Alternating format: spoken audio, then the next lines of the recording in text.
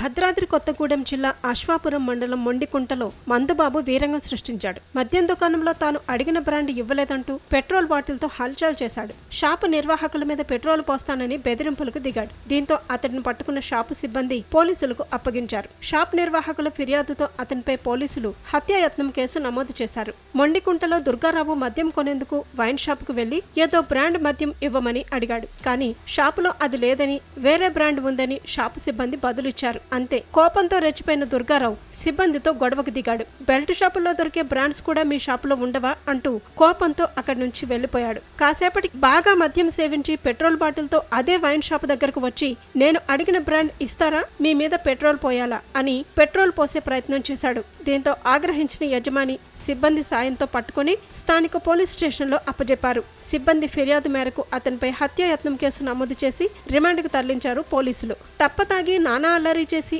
ఆఖరికి జైలు పాలైన ఆ మందుబాబు ముచ్చట స్థానికంగా తీవ్ర చర్చనీయాంశమైంది.